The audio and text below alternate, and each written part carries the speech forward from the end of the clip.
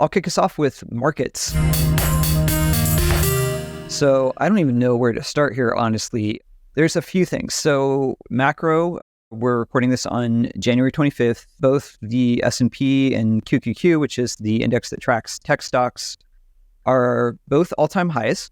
So the presumption here would be for someone outside of the industry that the games industry, which is normally quite correlated to tech, is also riding high and in great shape. But that is not the reality. So we're coming in to some breaking news today around new layoffs at Microsoft. So announcement of almost 2,000 jobs that were cut from Microsoft's gaming divisions, which includes Activision Blizzard. We don't yet have the breakdown of how that's impacted. And this is, I believe the number was around 8% of the gaming staff that was affected by this. Yeah, and this is coming on the back of 21,000 workers that have been laid off across 76 different tech companies just in January, according to the website layoffs.fyi. So this is a weird combination of narratives of tech as a sector. The markets are saying they're doing great, but layoffs are in some ways more intense than they were even last year, the early signals that we're seeing. So there's a really great in-depth analysis of the state of the games industry. We'll link it to the podcast, but it's from Matthew Ball, who is a VC and a big Twitter personality that covers tech and gaming. He had a great piece, and I'll just share like a couple of the things that he was looking at. The US consumer spend on video games over last year, excluding Web3, was $57.2 billion, which was on the surface level, that was a growth of 1.1% over 2022, which sounds like good news, but then we have to remember that 2022, the market actually dropped 5%, which is a huge drop for a sector that traditionally has gotten bigger every year. And then if we compare a little further back to 2020, we're only up about 2% as an industry since then. So the compound annual growth rate is under 1% for the sector, 0.7%, which compares really negatively towards the rest of tech. We do expect, or at least he expects, that we're going to see the pickup in the industry on the back of the strong sales of some of the things that Microsoft is doing, and PlayStation expecting to come out. PlayStation's continued adoption of PlayStation 5, according to some research with Newzoo. So the expectation right now is that we're going to see about 3% growth, or 2.8% specifically, in 2024. So we're set up to have a little bit better year, but who knows if that's how things actually pan out. There's been a lot of black swans that the industry has navigated over the past few years. And that's kind of a snapshot of where things are at. We've covered this in bits and pieces of, the sectors that are growing and shrinking. The narratives that we've been talking about is a bit of a renaissance period for PC and console in a few different ways, a bit of a stagnation period for mobile free-to-play, and then Web3 being chaos as always. Although I'm personally predicting a more notable rebound year for Web3 gaming as some of the more mature products are coming to market. So anyway, said a mouthful. That's kind of the snapshot of the game segment as we're entering 2023, the good and the bad, how markets are reacting. Xander, your thoughts on this big report that we dug into from Matthew Ball? Yeah, so there's a couple of different things here. One is like the layoffs piece. And I think that generally markets like layoffs. And so as people are tightening their belt, I think it makes sense we'll do layoffs. One of my biggest theories for the games industry going forward is basically we're very overstaffed. I know that's sort of like a hot take, but I think that with success of games like Power World and Lethal Company last year, I think what we're going to see more and more of is trends of smaller game companies doing huge outsized returns, and that these large tech companies, tech and gaming companies, are going to have a more difficult time rationalizing their businesses, and basically their cost centers are going to outstrip their earning capacity.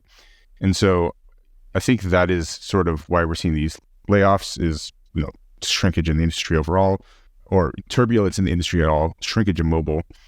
I think one of the things that we talked about is like PC actually had a pretty massive year last year, and that's sort of covering up some of the pain that we saw from the mobile industry. And we talk about that on our podcast with GameSite, which will come out Monday if you're interested in hearing more about that. But overall, I'm personally fairly optimistic about the games industry overall. I think we will see, we're sort of like traditional late cycle where we've seen consolidation. Now we're seeing people die, and that's expected. But the industry and the potential for games going forward is as big as it ever has been, if not bigger. And so I'm pretty excited that, and I think we're positioned in a fairly good place to take advantage and capitalize on it going forward. Yeah, anecdotally, one thing I see that's a pattern in the most recent year or so of layoffs is them impacting mid-level management and higher, to your point, Xander, of potentially some of these companies being overstaffed. Being in the user acquisition and growth space for a decade or so, up until this last year, there was like a very exponential growth track for that marketing sector. But as you got experience and worked for big companies, got a few years under your belt, like your salary growth track candidly could be really fast tracked and exponential once you have some nominal kind of experience. And I'm seeing a real reversal of that right now, where as people were getting less aggressive in marketing, like those people with a few years or a lot of years experience are now finding that they're kind of priced out of the market. And if you're used to, making a 6-figure salary and you've built a lifestyle around that, and then all of the jobs that are looking to go big on growth and need that level of experience, if that is really shrinking, a lot of these people are struggling right now. It's the first time in their careers that they are. So interesting new trend in the market. We see a really weird perspective of it here at Upptic because people tend to reach out to us a little bit more in times of chaos, or maybe they've had big turnover, but they still have a game launch coming out and they need help. So yeah, it's going to be a pretty crazy year, I think, overall. I don't really know where the dust is going to settle on this, but the games are good right now. It's a good year for games. Yeah, I want to sort of clarify something I said earlier. It's it's not that game teams are too big to make the game that they're trying to build. It's like making GTA 6 is incredibly expensive. It's just that the majority of games can't be GTA 6, and people like Ubisoft have these giant teams. Just the mechanisms go to market, basically the cost you put into these businesses versus the amount of money you can pull out of it in most likely scenarios is shifting. Whereas it used to be dominated by these really, really big companies. The big companies seem like they're the ones who are struggling the most now. And the people who I think are going to drastically overperform are the smaller, mid-sized indie studios, which is really, I think that's fucking awesome because all the games I like to play are developed by small and medium studios. But it is just, there's a lot of giant zombie companies now, which we'll see. Yeah, and I think some of the teams that we've helped, I feel like some of the most successful teams are those that are really lean, like teams like Candy Writer or Tech Tree, that's a newer partner of ours. These super lean teams that have been able to iterate over many games and have the room to fail and really close to their games. There's very little mid-level management at these smaller teams. It's everyone is either founder, tons of skin in the game, or a really strong IC that's moving the needle. And I think we might see more of that kind of model in the next crop of breakout companies. Yeah. And the original founders of Candy Writer are no longer at the company, but their founder was their chief developer up until they exited a couple years ago, which is just crazy. It's 8-person business when we started working with them, but